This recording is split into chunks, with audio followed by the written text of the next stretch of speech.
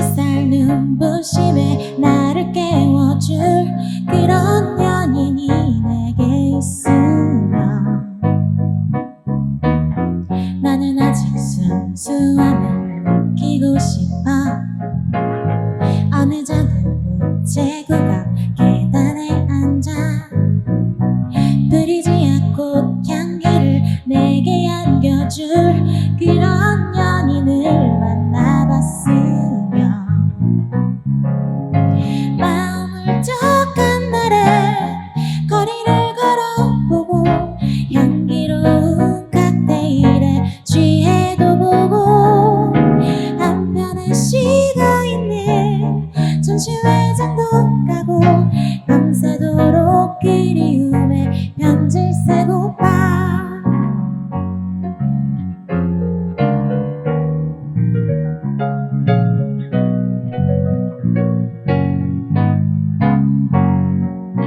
마음을 쩍한 날에 거리를 걸어보고 향기로운 칵테일에 취해도 보고 한편에 식어있는 전시회장도 가고 밤새도록 그리움에 편지를 쓰고파.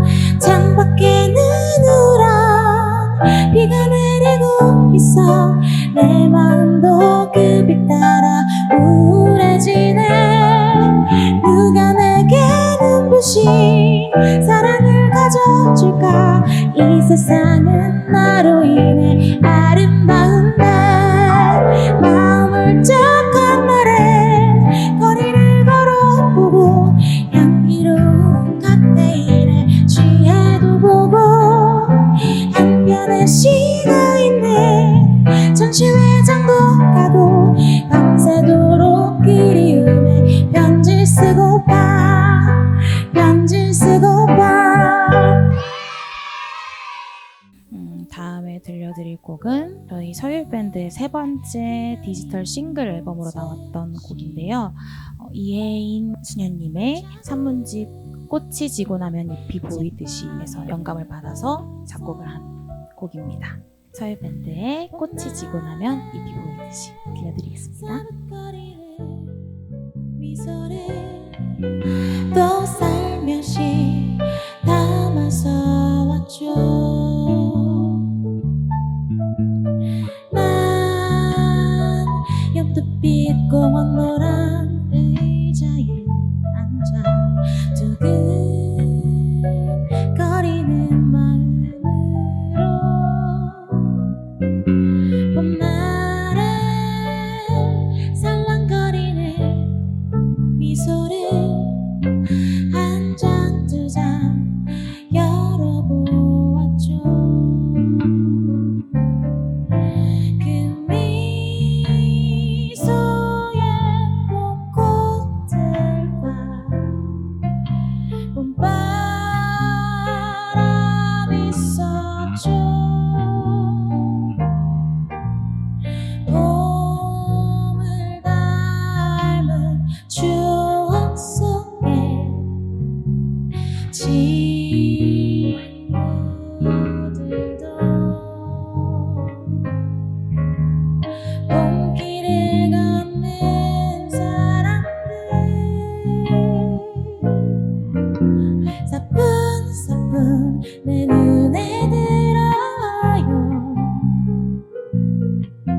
내 마음에 앉아 속삭여요. 희망을 노래하라고.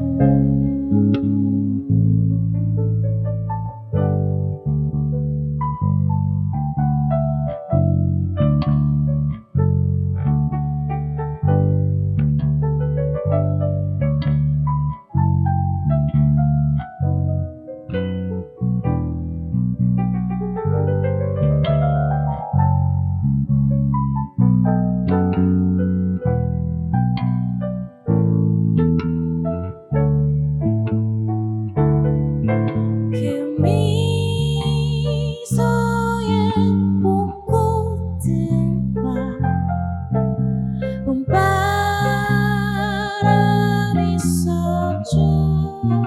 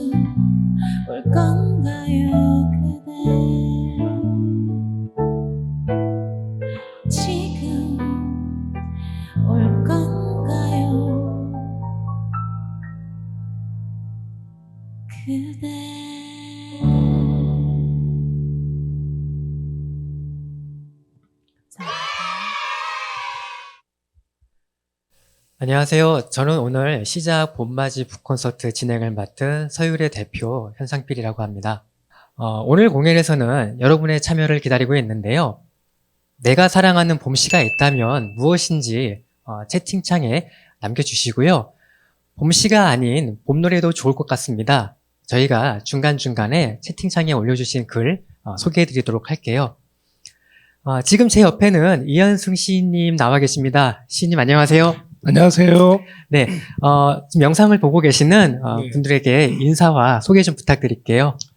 예, 봄은 항상 이렇게 소리도 소문도 없이 와 있는 것 같아요. 봄이 벌써 시작되는 3월인데요. 도서관에서 여러분들과 함께 이렇게 뜻깊은 시간을 가지게 되어서 반갑고 기쁩니다. 반갑습니다.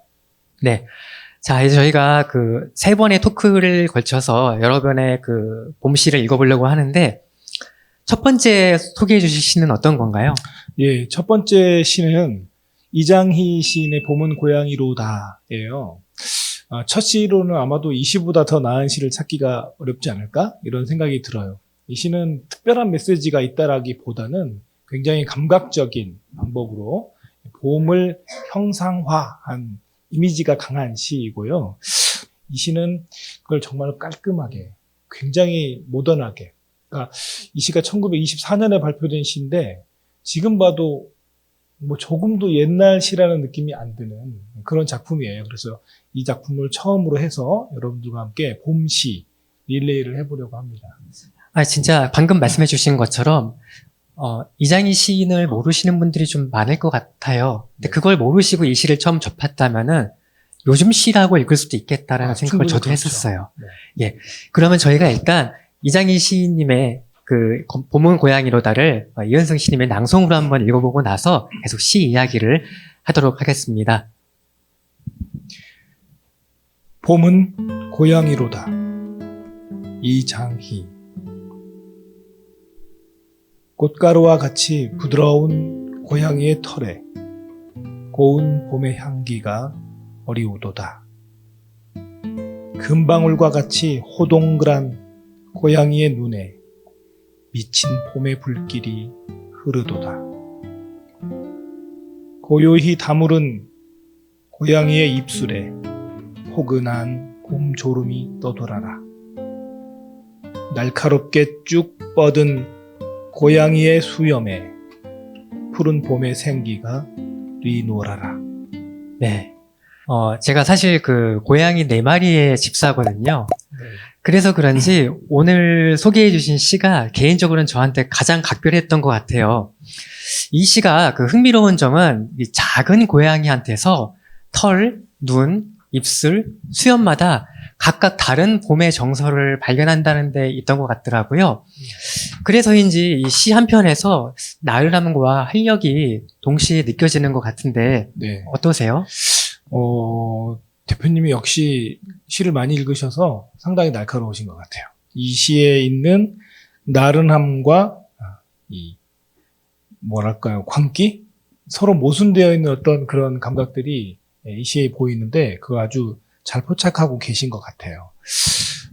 이 시는 처음 시작하면서부터 근접 감각으로 시작되잖아요. 그래서 꽃가루와 같이 부드러운 고양이의 털에 이렇게 딱 시작되는데 사실 꽃가루는 이렇게 가까이 가서 보아야만 하는 그런 사물이기 때문에 이 꽃가루라고 하는 시행이 들어오는 순간 벌써 우리 이 마음은 혹은 우리들이 그리고 있는 이미지는 굉장히 꽃을 근접해서 이렇게 상상하게 돼요. 그래서 꽃가루와 같이 부드러운 고양이의 털에라고 하면 뭐 꽃 그 가운데 있는 술이랄지 수술이랄지 이런 것들이 고양이 수염이나 털과 이렇게 막 연계되면서 같이 그 상상력들이 중첩되게 되는데 그런데 재밌는 것은 이렇게 간단하게 말할 수 있는데 고양이 하면 딱 떠오르는 이미지가 이 시에는 정말 어떤 그 전형적인 모티프들로 들어와 있잖아요. 네.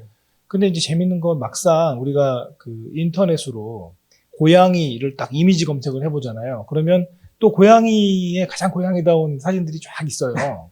근데 그 검색해서 찾은 사진들이 이 시하고 맞는 게 별로 없어요.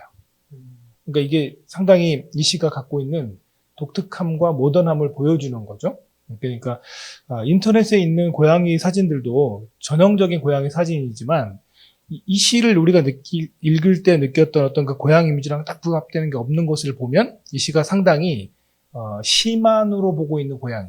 그러니까 이 문학적 상상력으로 그려내고 있는 고양이라는 점을 아주 잘 보여주는 것 같아요. 한편으로 이 네. 시를 읽다 보면은 여러분도 다 아시는 시인일 텐데 이 보들레르의 네. 고양이라는 시가 떠오르더라고요. 이 보들레르가 사실 고양이에 관한 시를 3편 정도 쓴 걸로 제가 기억하는데 맞습니다. 사실 보들레르뿐 아니라 그리고 시인뿐만 아니라 많은 예술가들에게 고양이가 일종의 그 뮤즈라는 이야기를 많이 했더라고요. 네. 국내에도 이 고양이에 관한 시를 쓴 시인들이 여러 계신데 시인님이 생각하는 고양이의 매력은 무엇이라고 생각하세요? 고양이의 매력은 뭐니 뭐니 해도 길들여지지 않는 야생성 이런 것들이 아닐까 싶어요. 그런 면에서는 개하고 특히 또 많이 비교가 되는 것 같습니다. 개라고 하는 동물이 주는 어떤 처연한 슬픔은 본능을 넘어서는 어떤 충실함, 충성심 이런 데 있다면 고양이는 그것과는 전혀 다른 어디에 있더라도 소속되지 않는 어떤 독자성 이런 것들을 갖고 있는 게 이 고양이가 갖고 있는 아주 매력인 것 같아요. 보통 예술적 감성이라고 하는 게 타자성이나 세계에 대해서 얼마나 감흥력을 가지고 있는가로 이야기를 하지만 그것을 보통은 이제 동일시로 생각해버리고 많은 경향들이 있는데 사실은 그냥 그 동일시라고 하는 것의 전제가 다른 것을 동일시 하는 거잖아요. 그런 면에서 봤을 때 고양이는 그 다름이라고 하는 지점에서 매우 매력적인 대상물인 것 같아요. 보들레르가 쓴 여러 그 고양이와 관련된 시들, 고양이들, 고양이 이런 시들이 있는데 그 중에 한 편의 시에서 그 보들레르가 고양이를 막 이렇게 쓰다듬을 때 고양이가 자신의 그 미래 안에 가상의 안에 이런 게 떠오른다 이런 시가 있는데 저도 그런 느낌을 딱 받아요. 고양이에게서. 그러니까 저의 상대되는 어떤 이성, 혹은 저의 아내, 내가 사랑하는 사람 이런 사람의 느낌을 받고 그때 제가 이제 고양이를 통해서 얻는 가장 큰 느낌은 그 거리죠. 좁힐 수 없는 거리. 그걸 존중할 때에만 사실은 일체감이랄지 동일시랄지 사랑이라는 감정도 존재할 수 있는 것 같아요. 네. 방금 말씀하신 게 저도 굉장히 공감이 많이 가는 게 뭐냐면은 한 그 동물학자가 같이 반려묘와 살더라도 고양이한테 가장 중요한 거는 거리라고 하더라고요. 정말로 그 개와 달리 일정한 거리를 요구하는 동물이 고양이가 아닐까라는 생각을 했고 그래서 더 이렇게 관찰이 더 용이한 게 아닌가라는 생각도 들었습니다. 네. 두 번째 시를 만나보려고 합니다. 어떤 시를 소개해 주실 건가요? 두 번째 작품은 김소월 시인의 개여울이라는 시입니다. 이 시를 여러분들과 함께 읽으려고 했던 것은 아무래도 이제 저한테는 사실은 이장희 시인의 그 봄은 고양이로다 같은 시도 좋지만 저한테는 개인적으로 이 봄의 의미가 좀 바뀌었다는 생각이 들어요. 그러니까 옛날에는 봄이 새로운 시작, 출발, 뭔가 새로운 만남의 시작 이런 느낌이었다면 이제 기억의 양이 더 많아지면서 그러니까 봄도 그냥 봄이 아니라 다시 봄, 그러니까 새 봄, 또 봄 이런 느낌이에요. 그래서 봄 하면 저한테는 지금은 이제 더 많은 그 느낌을 갖게 되는 것이 기억이라는 문제와 연관되어 있는 것 같아요. 그런데 이 개여울이라는 시에는 자기 기억에 골몰한 어떤 사람의 이미지가 나타나 있고 그게 이 봄이라고 하는 만상의 변화를 배경으로 이렇게 명확하게 나누어져 있어서 봄시로 여러분들과 읽고 싶었습니다.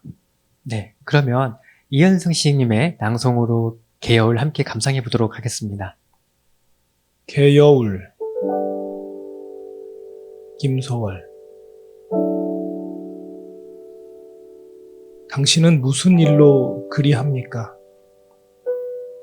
홀로 이 개여울에 주저앉아서 파릇한 풀포기가 돋아나오고 잔물은 봄바람에 해적일 때에 가도 아주 가지는 않노라시던 그러한 약속이 있었겠지요. 날마다 개여울에 나와 앉아서 하염없이 무엇을 생각합니다. 가도 아주 가지는 않노라 심은 굳이 잊지 말라는 부탁인지요. 아마 그 많은 분들께서 이 김소월 시인의 개여울을 노래로 들어보셨을 겁니다. 아마 연배가 좀 있으신 분들은 그 정미조님의 원곡으로 들어보셨을 테고요. 또 청소년들이나 젊은 세대들은 그 아이유의 리메이크 버전으로도 잘 들어봤을 텐데, 혹시 저희 보컬 가영 씨 이 개여울 무반주로 한번 몇 소절만 불러줄 수 있나요? 네, 가능하시면 좀 부탁드려볼게요. 개여울. 네. 제가 이 곡을 되게 좋아해가지고. 자. 당신은 무슨 일로 그리합니까? 홀로 이 개여울에 주저앉아서. 까지 하겠습니다. 네. 예. 채팅창에 박수 한번 쳐주세요. 아마 저 같은 경험을 하신 분들이 계시겠다 싶은 게, 제가 이 시를 속으로 읽거나 혹은 낭송하거나 어떤 경우든 간에 이 정미조님의 원곡 버전의 음조에 따라서 읽게 되더라고요. 그러다 보니까 자꾸 제가 이 시를 아무래도 그 음조에 따라서 당신은 이렇게 읽다 보니까 시의 정서도 뭔가 남녀의 이별 이야기로만 읽게 된다, 그런 경험을 계속 하게 되더라고요. 시인님은 어떠세요? 아무래도 이 작품에 있는 가장 중요한 모티프는 이별이죠.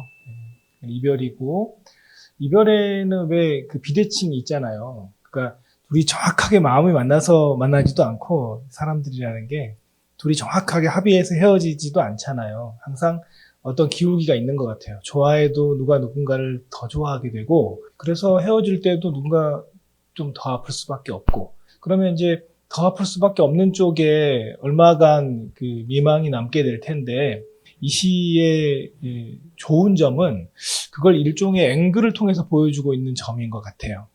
뭐랄까요, 이 시 속에 있는 이 개울에 멍하게 있는 사람, 그리고 그 사람이 아마도 겪었을 것으로 생각하는 어떤 이별, 헤어짐, 이런 것들에 대해서 그 앵글 너머와 앵글 이쪽이라고 하는 그 어떤 미적인 거리, 그 거리를 놓고 그걸 바라볼 수 있게 해주는 점이 이 시가 가지고 있는 굉장히 뛰어난 지점이고 상당히 놀라운 지점이라는 생각이 들어요.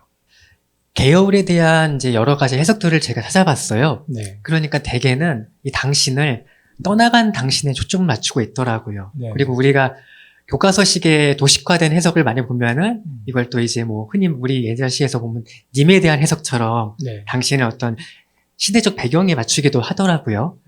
그런데 저는 이게 꼭 이별이나 어떤 시대적 상황이 아니라 이 당신이 그냥 봄날의 홀로 개울에 주저앉아 있는 누군가가 아닐까, 이렇게 생각해 볼 수 있겠다라고 생각이 들더라고요. 저도 사실은 대표님과 같은 관점에서 보는 걸 더 좋아합니다. 그러니까 이 시가 당신은 무슨 일로 그리합니까? 홀로 이 개울에 주저앉아서, 이렇게 시작되는데, 이때 이 당신을 통상적으로는 님, 떠나간 그 사람, 이렇게 보는 경우가 많아요. 근데 저는 그렇게도 봐도 되지만 기본적으로 당신이라고 하는 사람이 지금 개울에 앉아서, 그것도 매일같이 나와서 물가를 보면서 이렇게 멍하게 뭔가 마음을 다독인달까요? 그렇게 하고 있다고 생각하고, 그 사람을 보고 있는 화자가 또 있다고 생각하면 더 저는 좋다고 생각해요.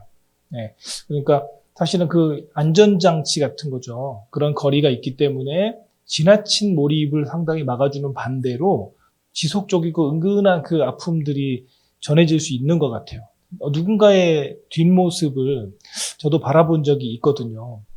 월정사를 갔을 때인데 그 물가를 보고 하염없이 앉아있는 사람을 봤어요. 근데 뒷모습은 표정이 없잖아요. 그런데 그 뒷모습을 보고서 제가 눈을 뗄 수가 없더라고요. 뭔가 그 사람을 이해할 수 있을 것만 같은 느낌이었어요. 그러니까 지금 자기만의 감정에 몰입된 사람이라는 느낌으로 그 사람이 보였고, 그 사람의 뒷모습을 보니까 왠지 이렇게 세상을 외면하고 이렇게 등어리로 세상을 외면하고 앉아있는 어떤 사람이 보이는 것 같아서, 이 시에서도 물가에 앉아있는 그 어떤 사람, 그 사람을 당신이라고 친다면 당신하고 내가 일면식 있는 사이가 아닐 수 있는데 그냥 그걸 다 이해할 수 있을 것만 같고, 그 속에 어떤 헤어짐이나 이런 상황들이 보편적이고 일반적인 방식으로 경험되고 재전유되고, 이런 것들이 이 시를 조금 더 깊게 느끼게 해주는 그런 장치가 아닐까?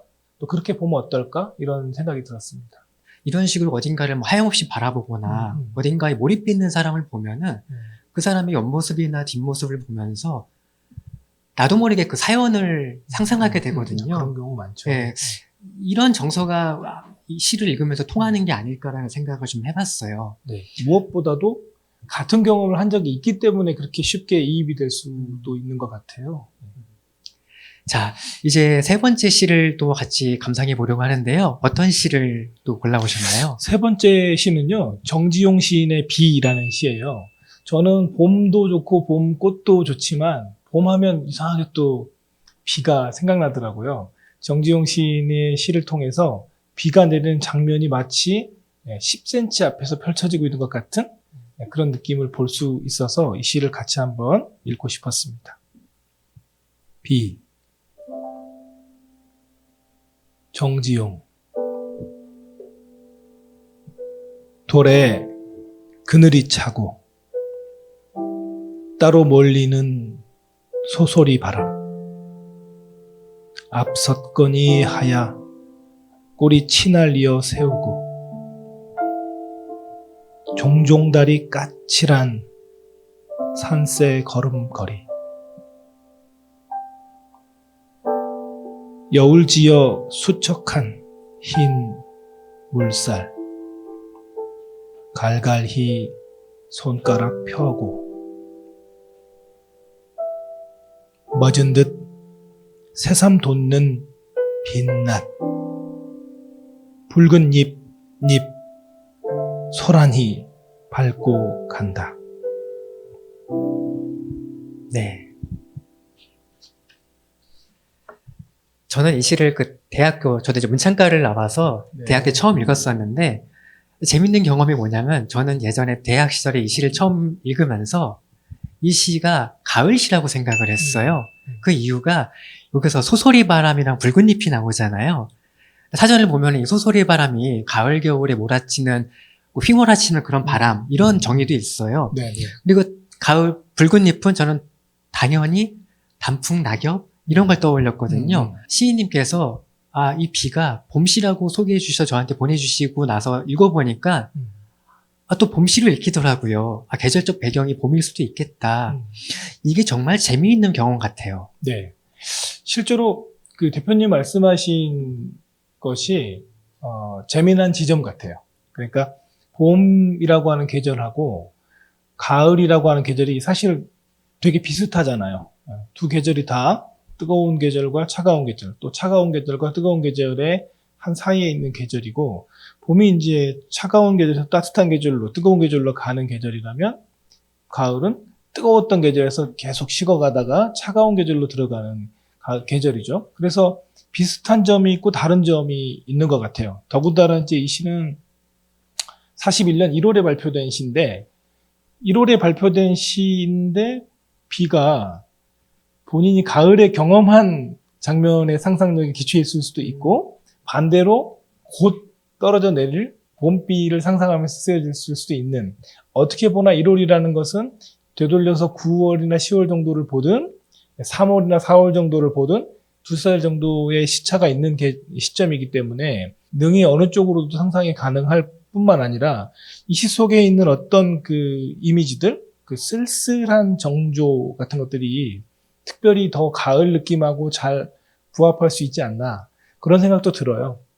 하지만 이 소소리 바람이라는 건 일단 회오리 바람에 대한 그 우리말이고, 또 보통은 이게 이제 그 이른 봄에 부는 바람, 봄바람을 보통은 또 그 소소리 바람이라고 하기 때문에 가을하고 닮은 시점이 많죠. 아직 마른 낙엽이 있고 막 이렇게 드문드문 겨울 풍경도 있는 그런 것들을 상상할 수 있는 회오리 바람이기 때문에 그런 것들이 이 시를 능히 가을의 시로도 볼 수 있게 하지 않나. 또 꽃만큼 붉은 단풍도 있고 또 가을에도 여전히 또 꽃이 있기 때문에 그렇게도 읽을 수 있다고 생각합니다. 네. 자, 이번에는 저희 서율밴드가 준비한 노래를 들어보고 나서 이제 이야기를 이어가려고 하는데요. 자, 이번에는 어떤 노래 들어볼까요? 네, 이번에는 저희 서율밴드 곡을 한 곡 더 들려드리려고 하는데 제가 그 댓글창을 읽으면서 진행을 했거든요. 봄 하면 어울리는 시로 벌써 5월님께서 정호성 시인의 봄길이라는 시 좋습니다 하고 추천을 해주셨어요. 그래서 준비했습니다. 그래서 준비했습니다. 정호승 시인님의 시 봄길을 가사로 해서 만든 서울밴드의 봄길 들려드리겠습니다.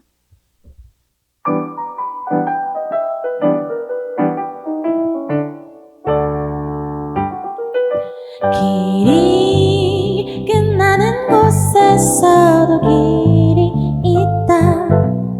길이 끝나는 곳에서도 길이 되는 사람이 있다. 스스로 봄길이 되어 끝없이 걸어가는 사람이 있다. 강물은 흐르다가 멈추고 새들은 날아가 돌아오지 않고 하늘과 땅 사이에 모든 꽃잎들은 흩어져도 보라 사랑이 끝난 곳에서도 사랑으로 남아있는 사람 스스로 사랑이 되어 한없이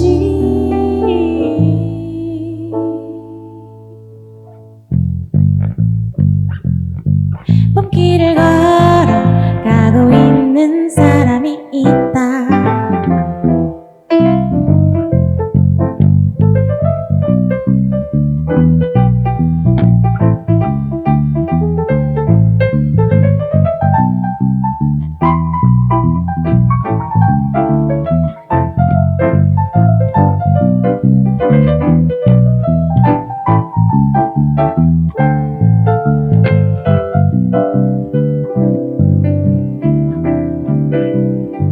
강물은 흐르다가 멈추고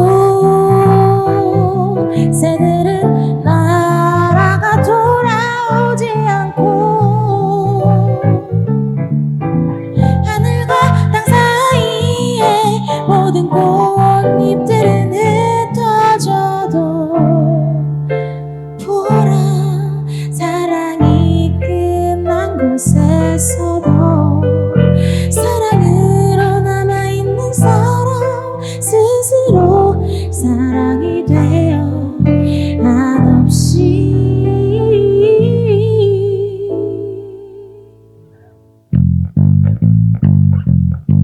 봄길을 걸어가고 있는 사람이 있다. 감사합니다. 계속 시 이야기 이어가도록 하겠습니다. 그 전에 댓글 소개를 좀 할까요?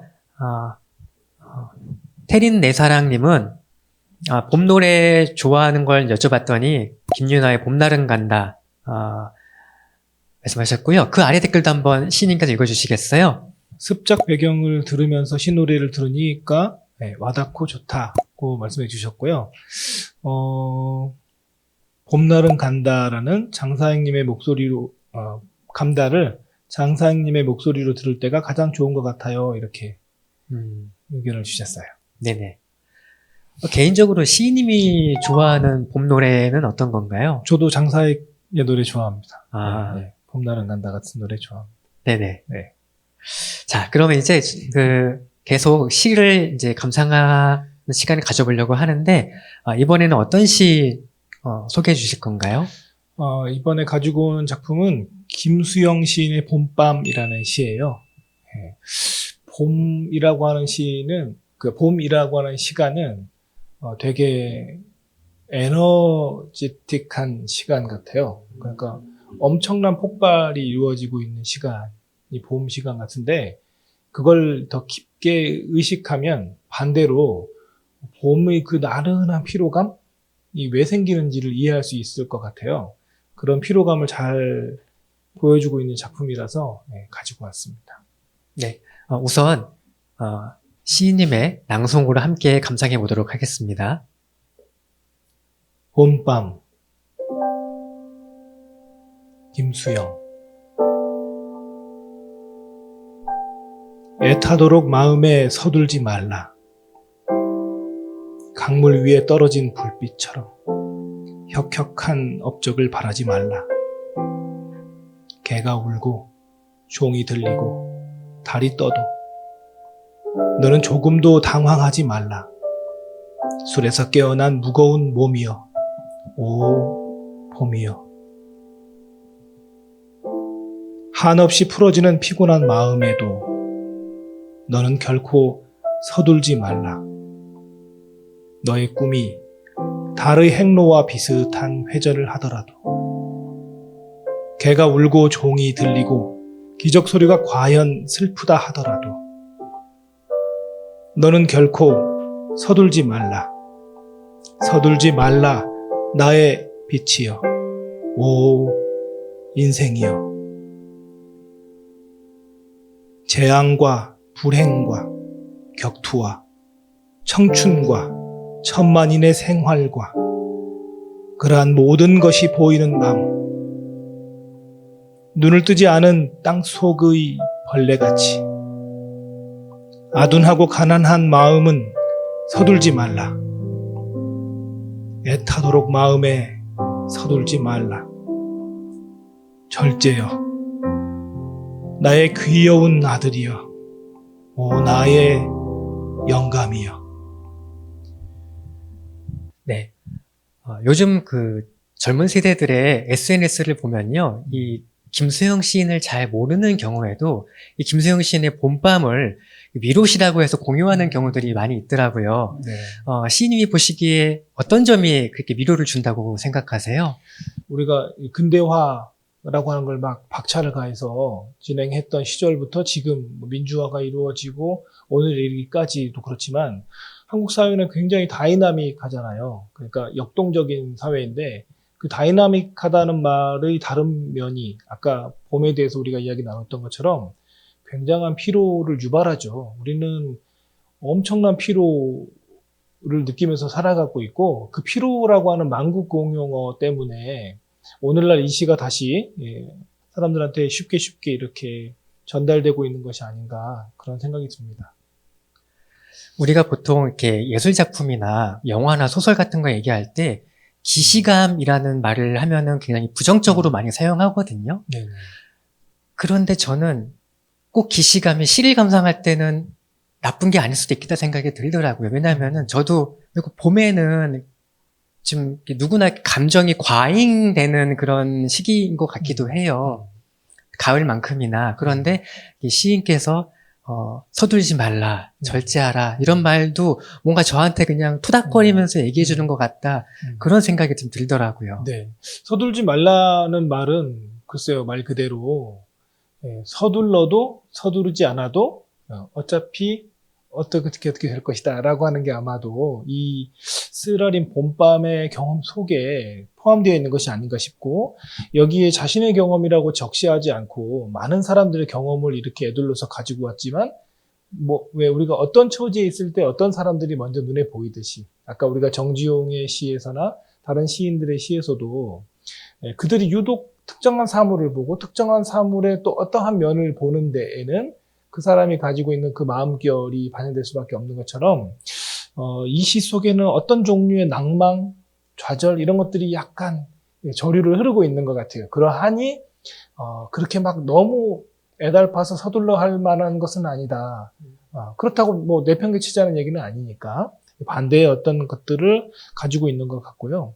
그 하룻밤 술 취하고 깨어났을 때의 시간 동안에도 사실은 비슷한 격정이 있다고 생각해요. 술을 마시면 맥박이 빨라지고 흥분하고 아무래도 감정이라고 하는 게 앞서가게 되는데 그 앞서 달리는 감정을 쫓아가느라고 몸은 허덕댈 수밖에 없고 술에서 깼을 때에는 마치 천지창조가 이루어진 이후에 자연을 처음 보는 그런 기분으로 굉장히 낯설게 느껴지는데 그 낯설음을 지금 대표님이 기시감이라는 말로 말씀하신 게 아닌가 싶어요.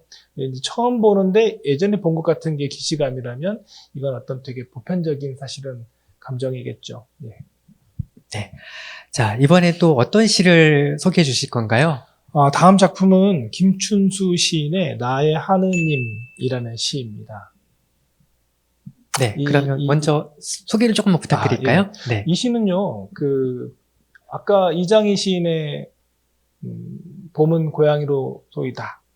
고양이로다. 이처럼 이 김춘수 시인의 나의 하느님이라는 시도 봄을 가지고 말할 수 있는, 그러니까 뭐랄까요. 이미지만 가지고 봄을 말한다면 거의 어떤 고갱이만 모여있는 그런 시가 이 시가 아닐까 해요. 그래서 이 시를 여러분들과 함께 또 제가 대체로는 좀 무거운 시들을 골라왔기 때문에 조금은 가벼운 시로 이 시들의 어울림을 좀 위해서 이 시를 가지고 왔습니다. 네. 그럼 이현승 시님의 낭송으로 같이 한번 감상해 보도록 할게요. 나의 하느님 김춘수 사랑하는 나의 하느님 당신은 늙은 비에다 푸죽간에 걸린 커다란 살점이다. 시인 릴케가 만난 슬라브 여자의 마음속에 가라앉은 노쇠의 항아리다. 손바닥에 못을 박아 죽일 수도 없고 죽지도 않는 사랑하는 나의 하느님. 당신은 또 대낮에도 옷을 벗는 어리디 어린 순결이다. 3월에 젊은 느릅나무 잎새에서 이는 연두빛 바람이다.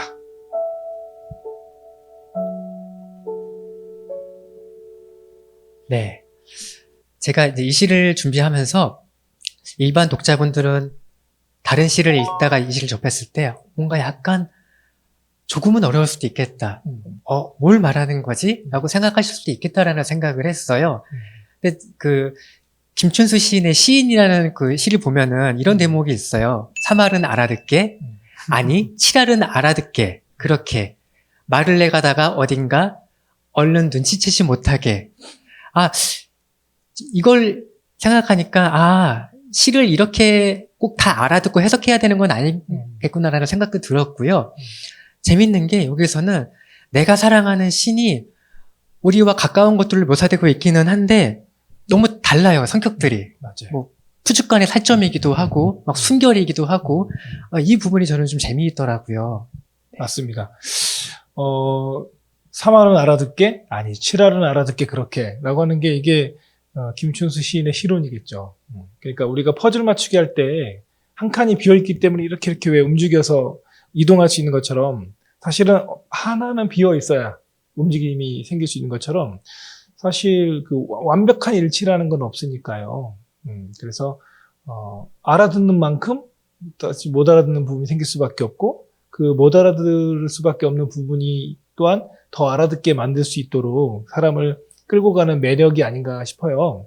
이 시에는 이미지들이 되게 이렇게 서로 상충하는 언뜻 보기에 이런 이미지들이 많아서 이 시가 이른바 그 문학을 가르칠 때에는 교과서에서 우리가 이제 그 비유의 여러 종류 중에 뭐 환유도 있고 제유도 있고 막 이렇게 하잖아요. 근데 이 필립 라이트라는 사람이 말했던 그 병치라는 기법, 그러니까 너무 닮은 것들끼리 연결하지 않고 사실은 언뜻 보기에는 오히려 전혀 다른 것들을 연결시킴으로써 사람들로 하여금 강력하게 이렇게 각성을 하게 만드는 그런 힘이 있는 시예요. 전형적으로 이 시를 또 그 병치를 가르치기도 하는 그런 거기 때문에 언뜻 보면 되게 서로 충돌을 이루고 있는 이미지들이 많죠. 하지만 그게 푸주간에 걸려있는 살 덩어리이든지 아니면 나무 끝에서 돋아나오는 연두빛 새순이든지 사실은 둘 다 플래시죠. 육체성이거든요. 그러니까 봄이라고 하는 것을 느끼게 하는 힘은 바로 그 살점들에서 뭔가 꿈틀거리고 있는 어떤 에너지 이런 것일 거다라고 보면 또 쉽게 납득을 할 수 있지 않을까 싶고요. 또 한편으로 이제 이게 제목이 나의 하느님이잖아요. 그러니까 이걸 이렇게 보면 또 쉽게 풀리는 면이 있어요. 그러니까 그 하느님이라고 하는 존재는 어쨌든 우리가 생각할 수 있는 가장 힘 있는 가장 높은 이런 존재일 텐데 김춘수 시인에게 하느님이란 A다, B다, C다, D다라고 이렇게 쭉 나열해 놓은 것이거든요. 그러니까 그 나열된 것들의 공통점을 찾는다면 심지어는 푸주간에 걸린 고기에서부터 나중에 연두빛 바람에 이르기까지 전부 다 되게 순하고 연약한 것들, 순하고 연약한 것이야말로 나에게 있어서는 가장 고귀한 거다. 이렇게 말하고 있는 것은 아닐까. 그렇게 본다면 그런 느낌을 잘 가질 수 있는 계절이 또 봄이라는 생각이 좀 들죠. 그렇게 이해를 하면 될 것 같아요. 오히려 김춘수 시인 이 시를 쓸 때조차도 명확하게 봄은 이거다라는 이해보다는 그 느낌들을 따라오면서 이런 건가? 하고 공유해 주기를 바라고 쓰지 않았을까 싶어요. 네. 말씀을 듣다 보니까 그런 생각이 들더라고요. 신은 정말 만물의 창조자니까 흔히 그 종교적으로는 모든 것에나 신이 다 들어가 있다 이런 말들 하잖아요. 그렇게 읽을 수도 있겠고 모든 것이 다 신의 숨결이다 생각할 그렇죠. 수도 있겠고요. 신성은 그렇게 보이는 거니까요. 네네. 굉장히 좀 다양하게 읽을 수 있는 시라서 재밌는 것 같아요. 네. 자, 이번에는 또 저희 서울 밴드가 준비한 노래를 듣고 이야기를 이어가려고 하는데요. 채팅창에 내가 좋아하는 봄시 혹은 내가 아끼고 사랑하는 봄 노래 사연 있으면 남겨주시기 바랍니다. 자, 이번에는 어떤 노래 들어볼까요? 봄 하면 떠오르는 다른 기성곡이 뭐가 있을까 고민을 하다가 이상은의 비밀의 화원이라는 곡 준비했습니다. 굉장히 가사가 예쁘고 어떤 부분에서는 되게 힘이 나기도 하는 가사가 있는 것 같아요.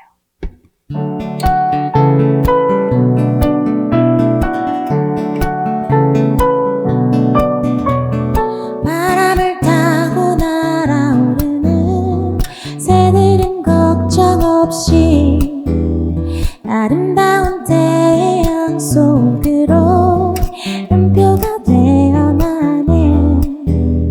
양이가 된 선필로 쓴 일기처럼 숨겨두었던 마음 기댈 수 있는 어깨가 있어. 네가 와도 젖지 않아. 어제의 일들은 잊어. 누구나 조금씩은 틀려. 완벽한 사람은 없어. 실수투성이고 외로운 나를 봐. 난 다시 태어난 것만 같아. 그대를 만나고부터 그댄 나의 초라한 마음을 받아준 순간부터 랄라라랄라.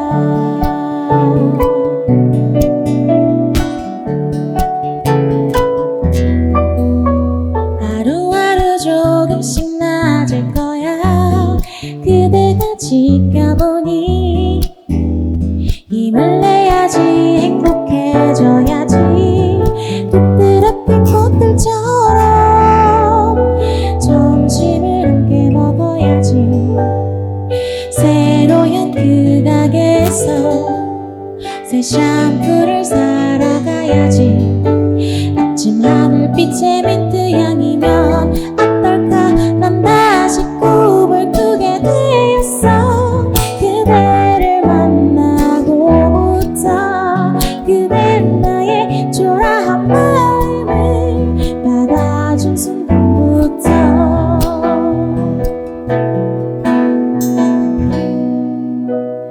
월요일도 화요일도 봄에도 겨울에도 해가 진 무렵에도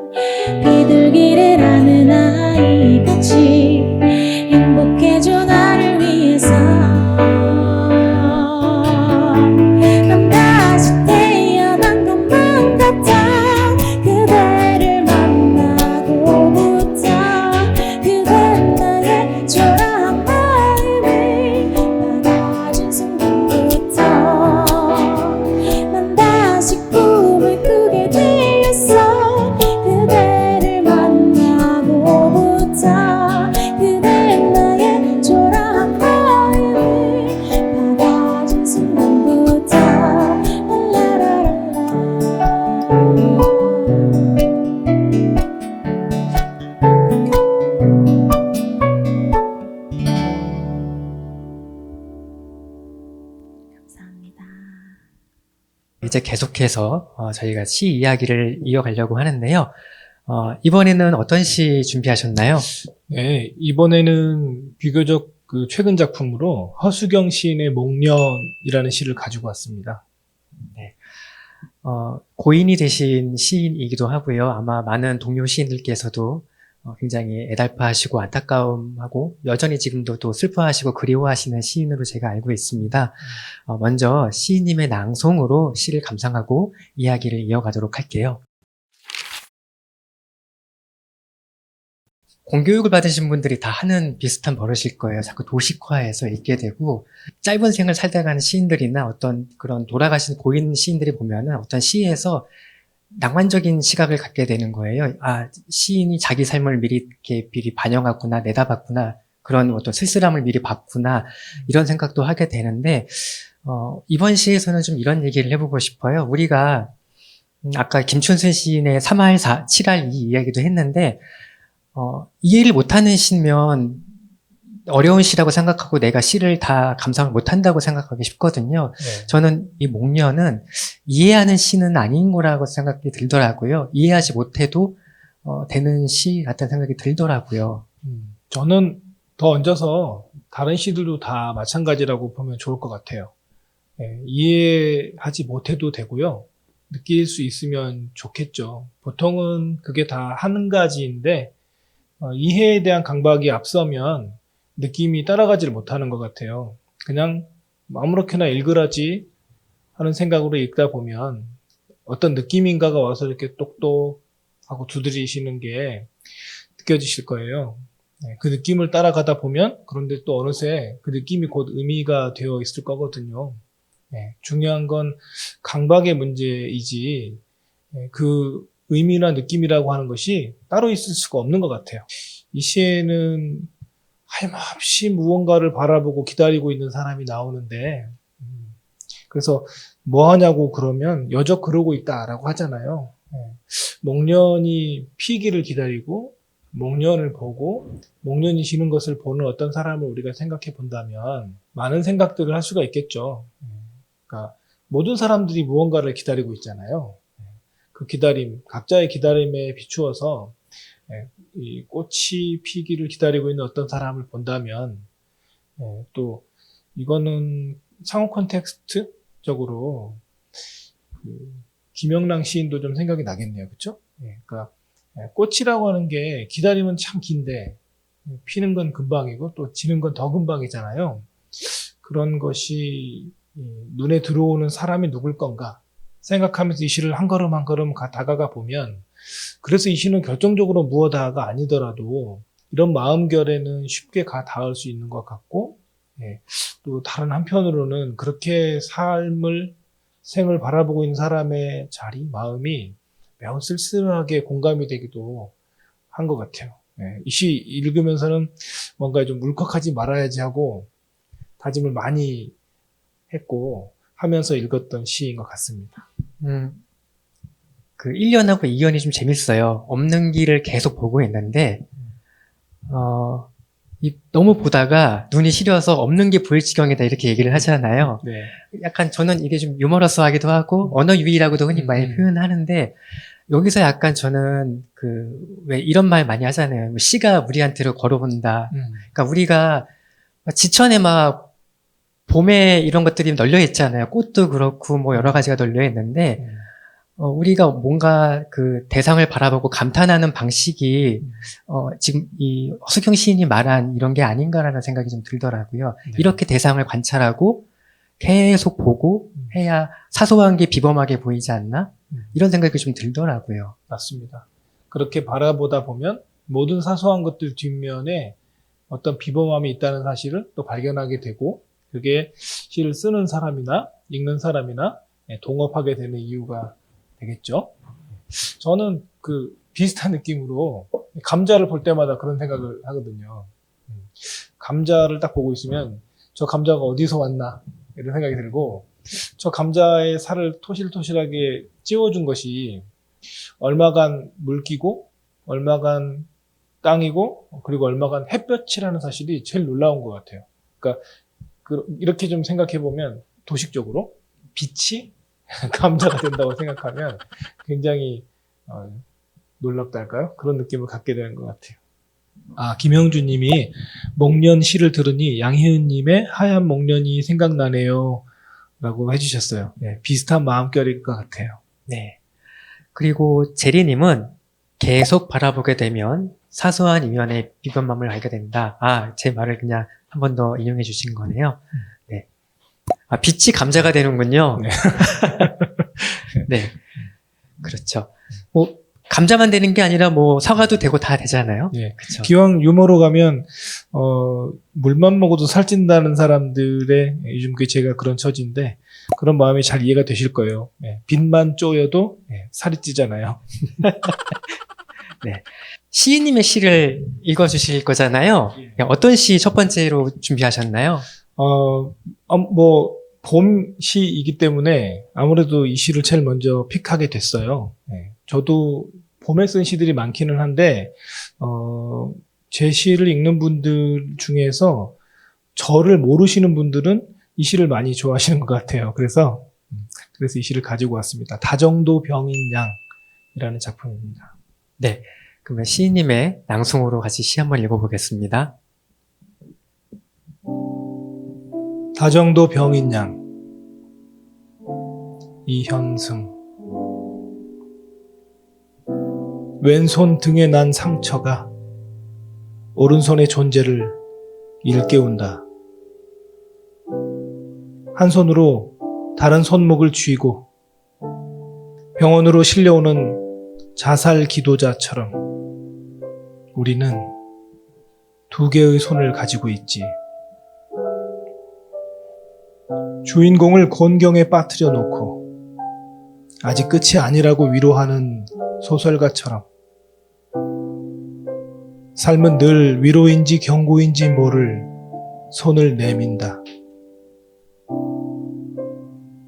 시작해 보나 마나 뻔한 실패를 향해 걸어가는 32살의 주인공에게도 울분인지 서러움인지 모를 표정으로 밤낮 없이 꽃 등을 내단 봄나무에게도 위로는 필요하다. 눈물과 콧물과 침을 섞으면서 오열할 구석이 엎드린 등을 쓸어줄 어둠이 필요하다.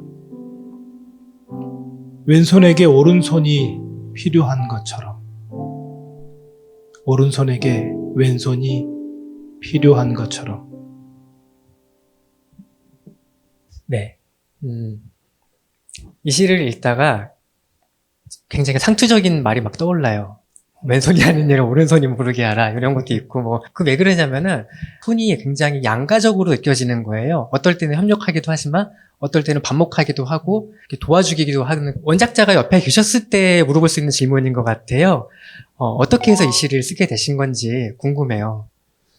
창작의 배경에 대해서는, 저는 대부분의 시보다 몇 배나 되는 분량의 이야기들이 있는데요.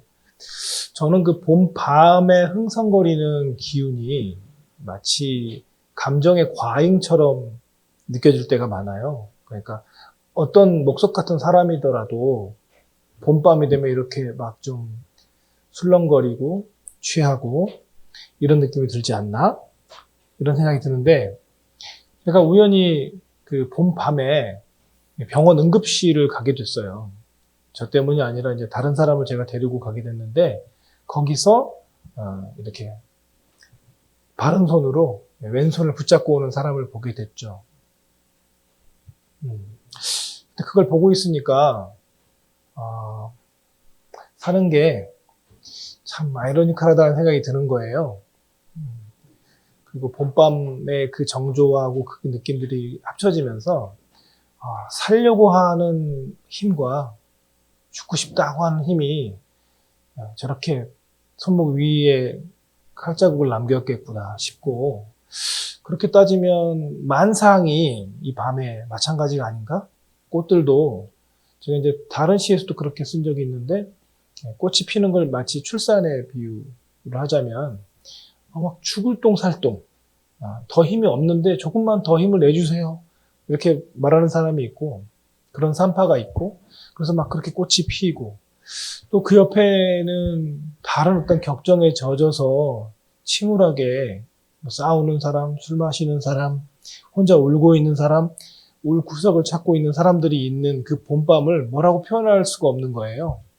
그래서 그때 그런 막 그 여러 모순된 감정들에 휩싸여서 막 생각이 잠겨 있는데, 그 느낌이 딱 그 고려조의 시조 제목처럼 딱 생각이 드는 거예요. 다정도 병이라는 그 말이, 그 다정함이 또 다른 면으로 보면 왜 우리가 다혈질 막 하듯이, 그게 또 이 봄밤에 다스리기 힘들었었던 격정이었겠구나, 뭐 이런 생각도 들었어요. 그런저러한 여러 일들이 이 시의 배경이 되고 있고요. 그때 저의 주된 심리도 굉장한 피로감이었던 것 같아요.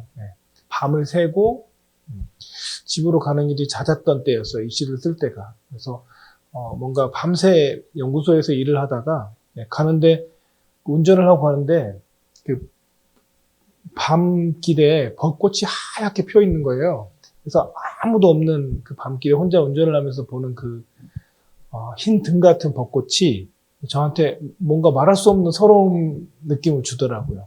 그래서 그 운전을 하고 집에 와서 바로 쓴 시가 이 다정도 병인양이라는 시였습니다.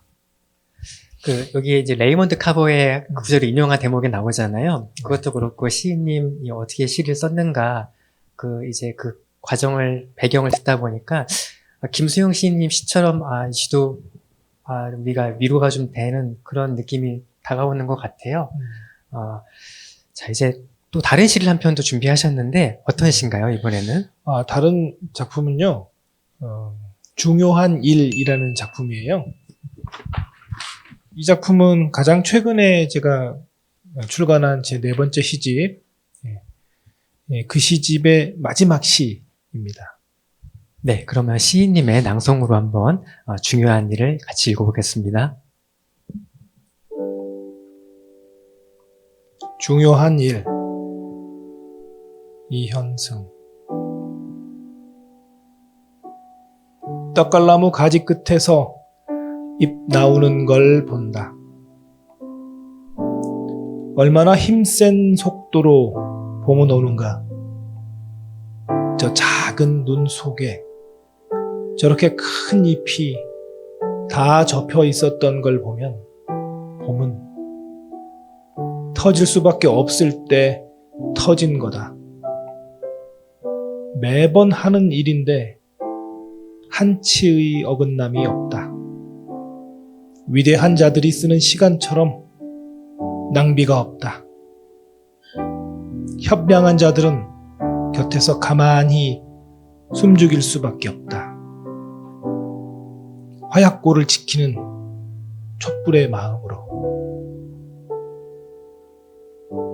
하지만 다 짠 치약처럼 온 힘을 다 써봤다면 제발 그걸 저절로라고는 생각하지 말자. 이 시를 읽으면서 저는 눈에 가장 확 띄었던 게 뭐냐면, 지금도 예전부터도 이렇게 서점가에서 꾸준히 나오는 책의 주제 중에 하나가 그 속도, 자기만의 속도로 사는 법에 대한 이야기들이 굉장히 많더라고요. 근데 여기서 시인님은 봄의 속도를 발견하셨다는 게 굉장히 좀 재미있었어요. 봄의 속도.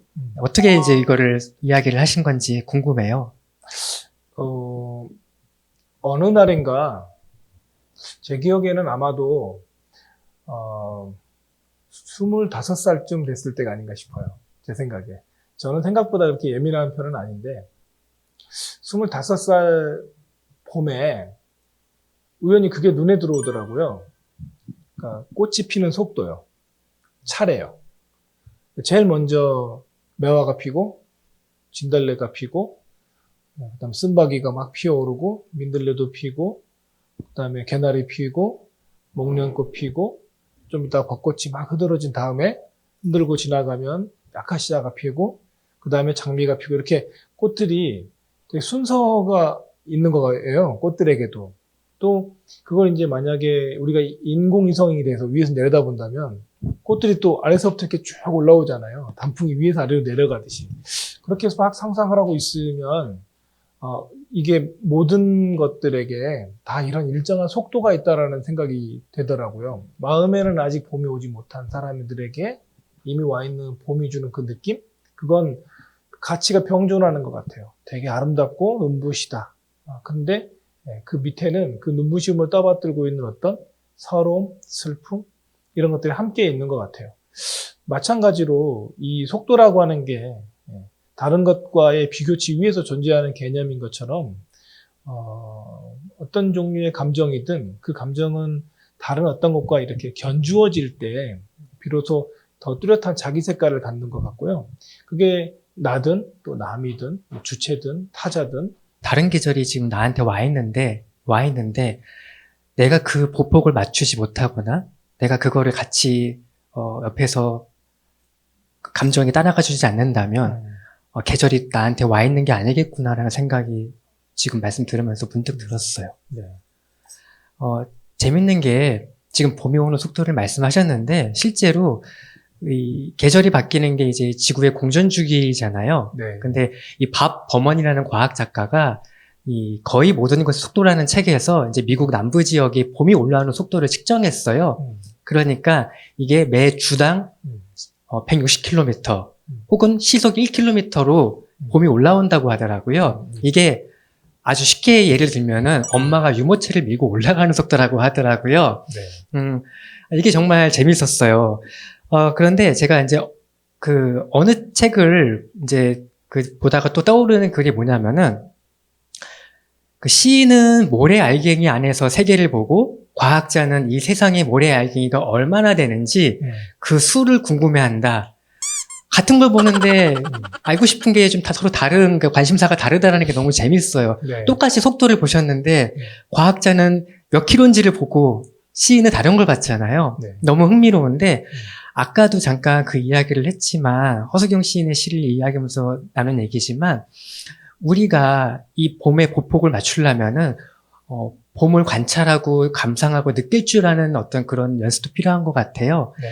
시인으로서 우리가 이 봄의 아름다움을 느낄 수 있는 그런 것에 대해서 좀 조언을 해주신다면 어떤 게 있을까요? 우선 밥 버먼의 말이 굉장히 귀에 남네요. 네. 과학자 이야기도 하고 시인 이야기도 해주셨는데 시인들이 하고 싶은 일이 바로 밥 버먼의 표현 속에 있는 것 같아요. 그러니까 엄마가 유모차를 끌고 가는 속도로 봄이 온다라는 그 말이 저는 너무 인상적인데요.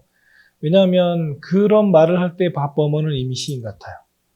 그러니까 시인들이 하고 싶은 일은 이 물질적이고 물리적인 속도, 세계 이런 것들을 인간적인 감정이나 인간적인 경험으로 바꾸려고 하는 게 사실 시인들이 하려고 하는 일인데, 그러니까 오늘 참 날씨가 맑다, 오늘 참 날이 밝다, 막다라기보다는 오늘 뭘 하기 좋은 날이다 라고만 해도 벌써 거기에는 인간의 감정이 들어가잖아요. 그래서 항상 어떤 경험이라고 하는 관점에서 이 세상의 어떤 객관적인 딱딱한 사물, 현상 이런 것들에 이름을 붙여보려고 하는 작업이 시적인 작업일 텐데 이 밥 버먼이라는 사람이 한마디가 오히려 더 시 같다는 느낌이 들고 어떤 지점에서는 과학과 시가 이렇게 만나는 게 아닐까? 또 이런 생각도 들었습니다. 말씀해 주신 건 어떻게 주변을 관찰하면 좋겠느냐라고 한 건데요. 저는 이제 학생들을 가르치기 때문에 보통 이런 숙제를 하나를 줘요. 숙제 중에 하나를 오늘 말씀을 드리면 이런 거예요. 제가 썼던 시의 배경이 되는 이야기이기도 한데요. 제가 어느 날 청계천변을 이렇게 걷고 있었어요. 걷다가 돌다리를 이렇게 건너는데 이렇게 아래를 보니까 돌과 돌 사이에 여울이 지는 곳에 송사리 한 마리가 있는 거예요. 근데 거기에 멈춰 있어요. 걔는 멈춰 있기 위해서 꼬리를 막 자맥질을 하고 있는 거죠. 여울이니까 물살이 더 빠르니까 그 자리에 있기 위해서 막 꼬리를 치고 있는 모습을 딱 보고 제가 즉각적으로 들었던 생각이 이 세상에 있는 모든 존재가, 모든 사물이 바로 저 송사리 같겠구나. 말하자면 그냥 있는 게 아니라 최선을 다해서 있는 것이고, 최선을 다해서 있는 게 아니라 죽을 똥 살 똥 있는 거죠. 정말 여기서 잠깐만 놓으면 확 뒤로 쓸려버릴 것 같은데, 그러지 않기 위해서 죽을 힘을 다해서, 내가 할 수 있는 모든 힘을 다해서 자멸질하고 있는 그 송사리처럼 만상이 그렇겠거니 하고 보면 세상이 훨씬 더 깊숙하게 보이는 것 같아요. 눈에 보이는 모든 것들이 최선을 다해서 저렇게 하고 있다라고 생각해 보면 되게 마음이 좀 무거워져요. 왜냐하면 갑자기 세계의 중량이 늘어나는 기분? 이런 느낌이 들어서요. 방금 이제 낭송해 주신 시에도 있지만은 당연한 거라고 생각하면은 어느 순간 그냥 권태가 시작되는 것 같아요. 맞아요. 이게 뻔한 거고 원래 그런 거 아니야? 라고 생각하는 순간 그거를 우리가 이제 버려야 한다는 거잖아요. 네. 예. 제가 채팅 댓글을 좀 몇 개 읽어볼게요. 조금 전에 이제 시예요. 위로인지 경고인지 위로는 필요하다. 누구에게나 위로가 필요한 요즘인 것 같아요. 이게 두 가지로 다 들릴 수 있겠다라는 말씀을 하신 것 같아요. 네네. 그러니까 위로와 경고가 같은 말처럼 느껴질 때가 있잖아요.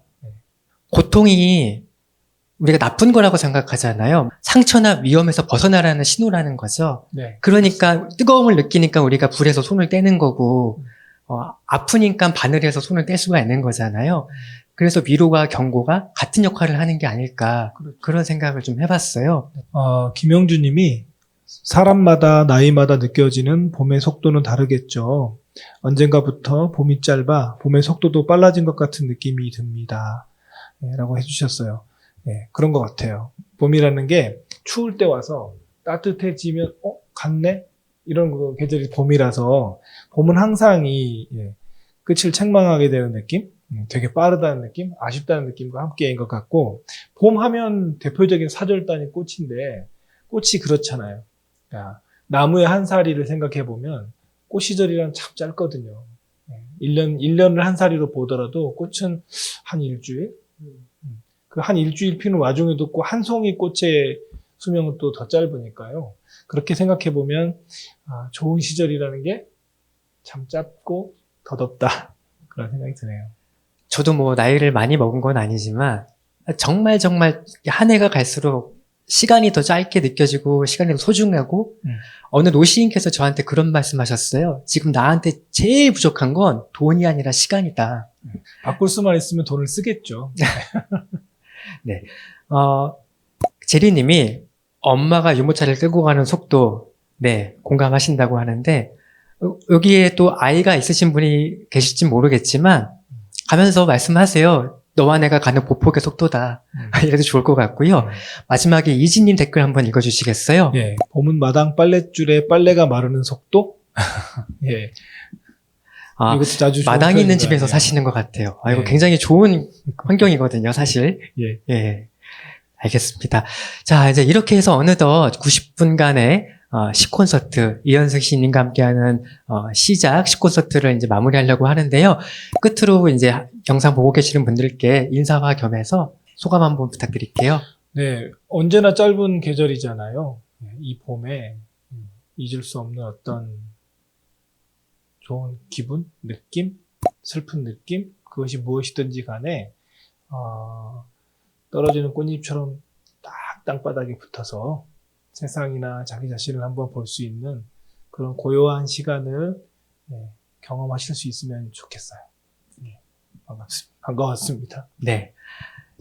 이제 저희 서울밴드의 마지막 노래가 준비되어 있는데요. 이 시간 이후에 조금 더 봄을 눈여겨보시고요. 오늘 이현승 시님이 소개해 주신 시도 한 번 더 이렇게 읽어보시고 감상해 보시면 어떨까 합니다. 자, 인천과역시 교육청 화도진 도서관과 함께하는 시작 봄맞이 콘서트를 저희가 이제 마치려고 합니다. 끝으로 저희 서울밴드가 준비한 노래가 있는데요. 이 공연을 들으면서 오늘 무대를 마치려고 합니다. 어떤 노래 들어볼까요? 네, 이번에 마지막 곡으로 들려드릴 곡은 시노래를 한 곡 더 준비했어요. 봄 느낌이 물씬 나는 저희 서울밴드의 곡인데 새로운 길 들려드리면서 인사드리도록 하겠습니다. 감사합니다.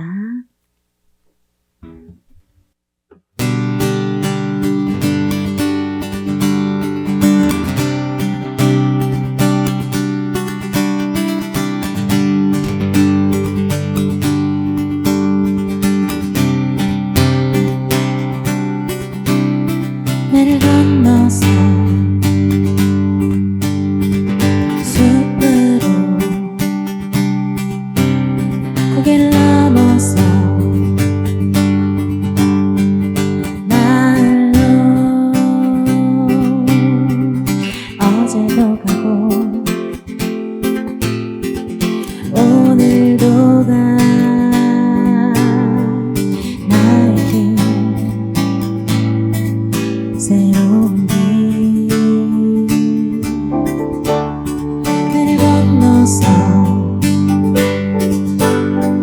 숲으로 고개를 넘어서 마을로 어제도 가고 오늘도 가 나의 길 새로운 길 민들레가 피고 꽃이가 날고 아가씨가 지나고 바람이 일고 나의 길은 언제나 새로운 길 오늘도 내일도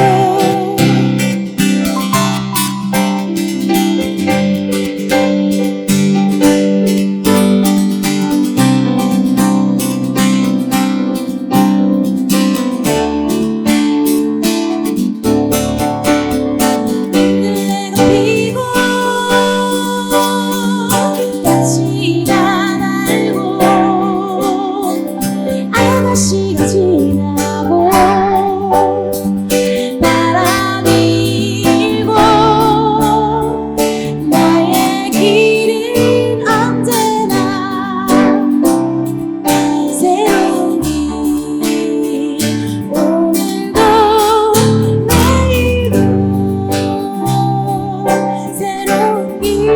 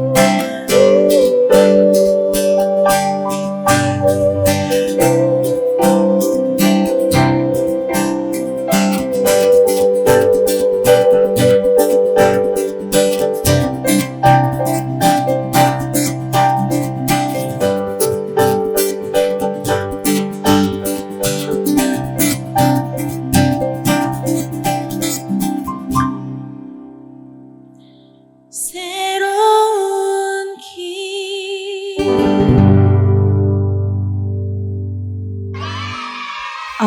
이게 비대면이어서 원래 이쯤에서 앵콜이 나와야 되는데 여러분 마음속으로 외치시고 있었던 거 제가 다 들었습니다. 네, 앵콜곡으로 준비한 곡은요. 봄 하면 이 노래가 빠질 수 없죠. 공연 함께 해주신 여러분들께 감사드리고 행복하고 따뜻한 봄 보내시라고 준비해봤습니다. 버스커의 벚꽃 엔딩 들려드리겠습니다.